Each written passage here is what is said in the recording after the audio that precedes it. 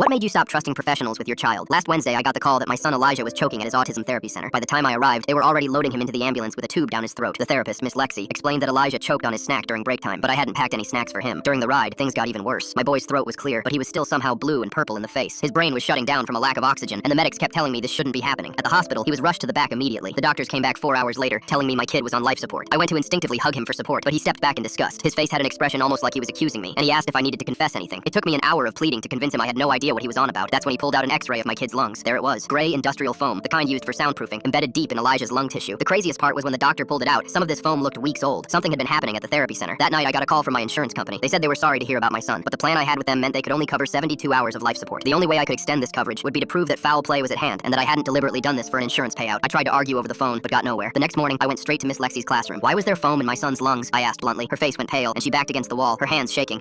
Sometimes their sensory toys break, she started stammering. This was soundproofing foam, not sensory toy foam, I responded. She stuttered something about talking to the director and excused herself for a meeting. There were other parents in the classroom dropping their kids off, and I saw fear in some of their eyes too. In the parking lot, one of the parents, Jennifer, stopped me. Is Elijah okay? My son Billy told me something yesterday. She looked around nervously. Billy says Miss Lexi brings foam blocks in her bag and takes some kids to the back room, but only the kids who stim go with her. My face went white. My son rocks and hums constantly. It's how he self-soothes. Billy says he hears crying from that room. The crying stops, but the kids don't come out for another 20 minutes. I felt sick. Another parent, Robert, overheard and joined us. My son Max came home gagging last week. Miss Lexi said he ate too fast at snack time, but Max said he never got snacks. He's been refusing to go to therapy. He won't tell me why. He just screams. I stormed back into the therapy center immediately and demanded to see the security footage from the quiet room. The director, Mrs. Wilson, folded her hands on her desk. I'm afraid that camera has been broken for months. How convenient. The room where Miss Lexi puts our kids through who knows what. The camera is broken. Mrs. Wilson shot up like she was offended. Miss Lexi is our most experienced therapist. You're overreacting to an unfortunate accident. Accident? There's old foam in my son's lungs, I yelled. She stood up. Without proof, your son just ate some foam. His kind aren't the brightest anyway. I suggest you take a look at your own parenting and maybe you'll find a pattern. Now leave before I call security. I flipped her off on my way out. 30 minutes later, I was in my car making the 90-minute drive to the state licensing board. When I got there, the woman at the desk barely looked at me. She told me to file a complaint online and I'd get a response in 6 to 8 weeks. I told her I had 3 days until they took my son off life support, and she told me to take it up with law enforcement, so I did. I made the 90-minute drive back, but Mrs. Wilson had gotten to the station before me. I saw her walking out and flashing me a grin. When I complained to the officer, he redirected me to the lady Mrs. Wilson spoke to. We know what you're doing here. I kindly suggest you leave before we put you in handcuffs for professional harassment and child endangerment. My jaw dropped. As I walked back to my car, I realized if the law wasn't going to help save my son, then screw the law. I called my best friend Jacob, who was studying law, and told him I need a favor. I need you to scare the truth out of her. That same evening, Jacob and I arrived at Miss Lexi's house with Jacob wearing his best suit, carrying a briefcase, looking like a high-powered attorney. She went pale as soon as she opened the door. Miss Lexi, I represent the Garner family. We need to discuss your options before criminal charges are filed. We stepped into her house. Her words came out broken. Cry criminal charges? Watching her face drop more and more was priceless. But Jacob didn't even directly respond. Instead, he started speaking in legal jargon that she didn't understand. By the time he was done, she understood one thing. 25 years minimum. That final sentence was all it took. Her knees buckled and she started chugging water. Actually choked on it before managing to compose herself, which was great irony. But Jacob wasn't done. Your husband is an educator. He will lose his job. His life will be ruined. Your kids will grow up hating you, wondering why mommy tortured children. Miss Lexi was sobbing now, curled on the floor. Please, Jacob pulled out his phone. I call the DA, or you can tell me exactly what you've been doing to these children. Full story on channel linked below.